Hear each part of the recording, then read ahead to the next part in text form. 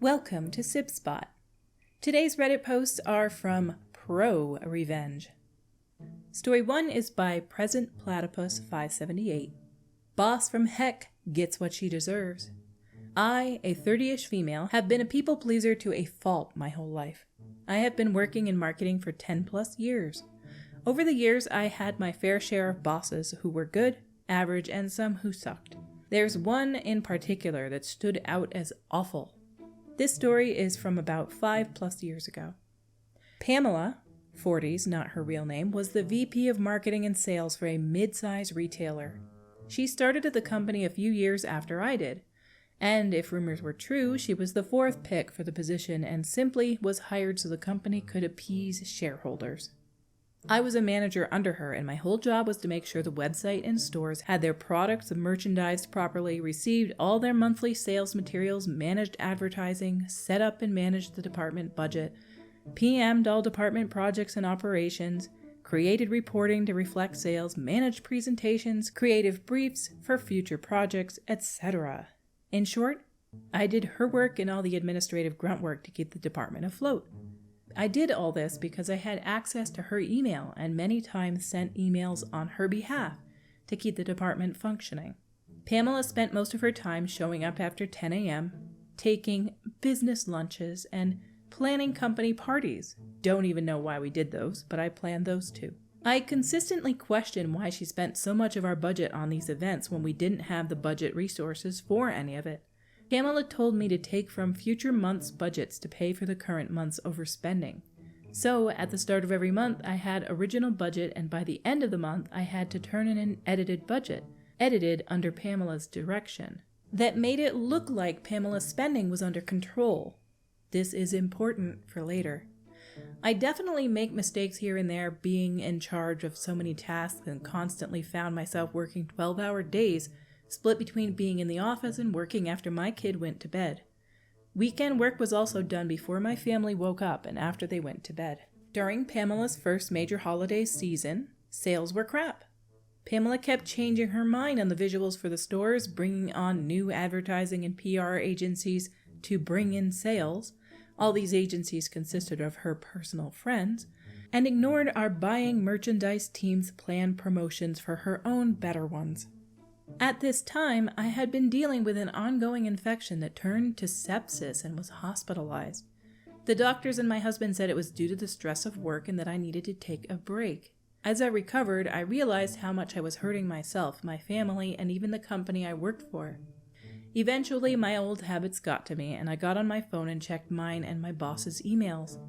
What I found made my blood boil. Finally, I got a lovely bouquet of flowers from upper management wishing me well, and I knew that Pamela organized the delivery. She sent me her favorite flowers. I went to her inbox and put the receipt in the correct folder to send to accounting when I got back. At the top of her inbox for the past 3 days were emails clearly not related to business. What I found in her emails was Pamela emailing her personal friends, griping on how I can't just shake off sepsis and get back to work. She also complained that she couldn't find any of my notes, spreadsheets, or documents for any of the work she was technically in charge of. They were on our shared drive, labeled very clearly. Finally, I found an email where she sent a friend from a previous company asking for advice on how to bring in sales and save her job. In this long thread, this old colleague asked if there was anyone managing most of the work, and of course Pamela said I was. This colleague explained that it clearly was my mismanagement that was causing issues, and that I could be blamed if sales didn't pull through by the end of the season. Pamela mentioned that I was in the hospital and repeated comments from her other email thread. This person said she couldn't outright fire me because it could seem like retaliation because I needed to take emergency medical leave. But if Pamela could prove I was stealing from the company or misusing company resources, then she would have grounds to have me fired and use me as a scapegoat. Upon my return, Pamela called me into her office and said she was worried I was taking on too much and wanted to take work off my plate. She announced she was taking managing the department budget off my plate. She asked me only to drop off a small stack of invoices to accounting. Additionally, Pamela told me under no circumstances was I allowed to talk to accounting about anything regarding budgets. Also, if I had any concerns about the department or workload, I wasn't allowed to go to HR. I had to discuss it directly with Pamela. Oh yeah, I could see where this was going. Unfortunately for Pamela, I had built a rapport with Lois. 50's not her real name, who was our main accountant. Lois always said she would do everything in her power to help me, if I should ask. Knowing this, I grabbed the stack of invoices off Pamela's desk to give to accounting. I also added the email threads I read while I was in the hospital and the current unedited budget that Pamela hadn't yet touched for a month. I also found in my filing cabinet the hard copies of old budgets with Pamela's handwriting on what numbers to change to balance our budget. Finally, I added an email from our first round of budget adjustments where Pamela subtly threatened to put someone else in my job if I couldn't do what she asked. So, I walked in and dropped off the invoices to accounting when I bumped into Lois. She brought up invoices and I sternly looked at her and said Pamela is the only one in our department that Lois is allowed to talk to about budget and invoices. Lois saw the suspiciously thick file folder on her desk, gave a firm nod, and lovingly kicked me out of her office. Within the week, Pamela was fired. From what I understand, she had been continually job hopping for the past few years. The CEO and HR brought me in to personally apologize for everything I went through and gave me a 1-week paid vacation to take at my discretion. Given the other issues with this business, I left after another year. Which brings me to today. I am once again a manager for sales and marketing. I have a wonderful boss, Mike, who's in his 40s, who trusts my business decisions and backs me up on practically everything. We are hiring my team for me to solely manage and direct.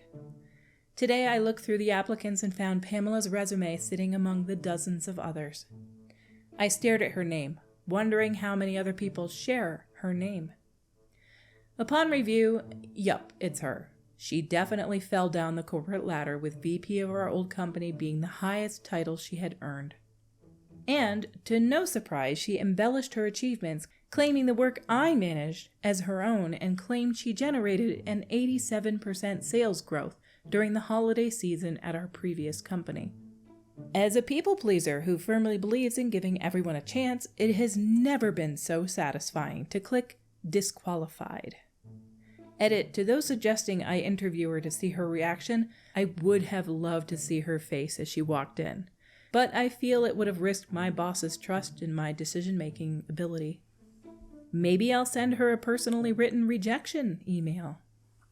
If you have a really good rapport with your current boss, ask him if he would mind if you either interviewed her so you could see her reaction, or if you sent an email. Maybe he wouldn't even care. Maybe he's so fond of you and the job that you do that he doesn't care. I think it's worth it just for the lulz, honestly. Our next story today is by Maximum Power 4088. Metered on-ramps. Back when metered on-ramps were first installed on the main highway in my town in Oregon, the interval between lights on the ramp I used daily was 15 seconds. Cars would be backed up onto the adjacent feeder streets, and you could be stuck for 15 to 20 minutes on the ramp. Took a bit of research to find out that it wasn't the city or county, but ODOT, Oregon Department of Transportation, that controlled them. After repeated complaints and no action, I finally got the names of 2 ODOT traffic engineers responsible for setting the light intervals. I made numerous voicemails and finally had one discussion, but still no fix to the issue. Well, back in the day, early 2000s, we still had phone books, and both these engineers had listed home phone numbers. I got a 4x8 piece of plywood and painted and lettered it. Tired of these idiotic ramp lights? Call the ODOT engineers responsible for them, Dennis M.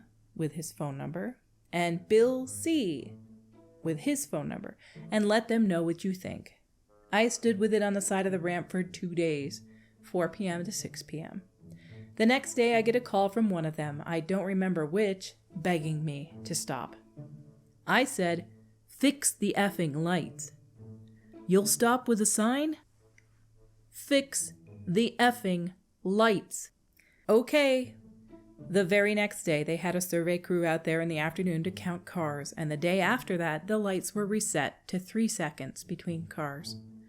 Bottom line, when dealing with the government, until those personally responsible are held accountable in a matter that inconveniences or scares them, they will continue to abuse the public, whether from negligence, incompetence, or malice. But bring it home to them, and they will grudgingly change their ways. That's awesome. You did the public a service here. They should be paying you for this job. Down in the comments by 8-Fingered Typist.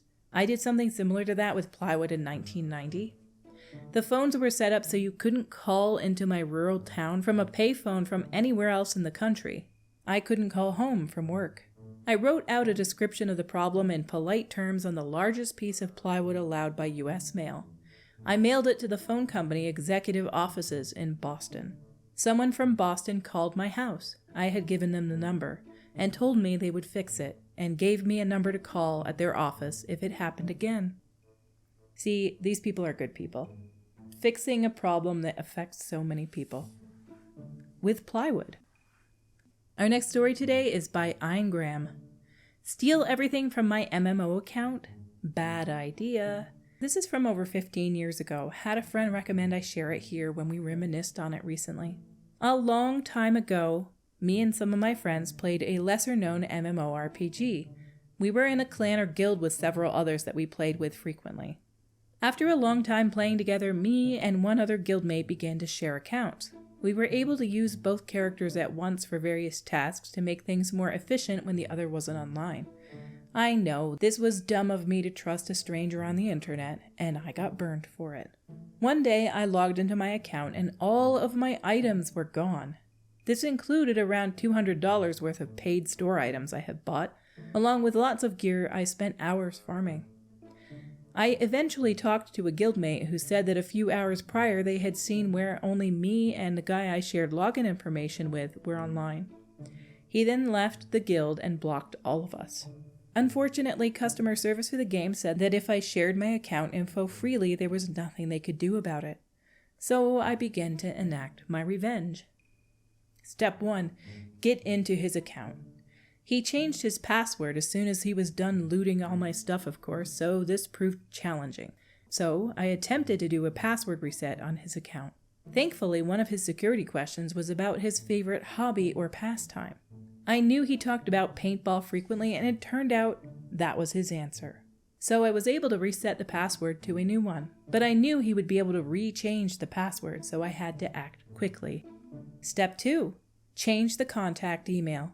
This was in the days before two-factor authentication, so it allowed me to change the email contact on the account. So I made a new email address to update it to and changed the security questions so he couldn't regain access until I got my things back. Step 3. Get as many of my things back as possible. He expected me to try to log in, so he moved most of his items to the in-game bank that had a 4-digit passcode to access. Thankfully, there were no maximum number of attempts. So after guessing all the way through over 100 attempts, including the 4 matching numbers, everything that started with 00, and most of the 2-digit repeating numbers, I got into the bank with code 7171. There were almost all of my items. I pulled them out and had a friend meet me on the map to trade them back over. Step 4. Hold the account hostage. A few of my things were entirely missing still, probably $50 worth. So I kept the account's login info written down for a few days until a new account messaged me. The guy had to create a new account to contact me. He was immediately apologetic and offered to return my things if I gave him the password, but he didn't know that I'd already gotten into the bank and recovered my items. I let him know I needed the equivalent of the other missing items repaid to me before he would get his account back. He tried to beg and play nice, but I held my ground. He decided to try and just play the new character and then ask again a month later, but I held my ground. Eventually, he just decided to quit the game. I've never been a high-tech person, but this was the best petty revenge I've had in my early years. You are quite lucky that his security question was something that you could guess. I play MMOs myself, and I don't share my account information with anybody. It's funny though, like I've been given access to so many people's accounts over the years to do different things. Like some people wanted their characters leveled, one person wanted their guild bank and their bank organized, and it was such a mess and they didn't feel like doing it. And I was kind of a meticulous person that would organize things. So I've had access to so many accounts over the years, but I do not trust other people to give them mine. Absolutely not. Our stories for today have come to a close. Until we meet again, have a great day.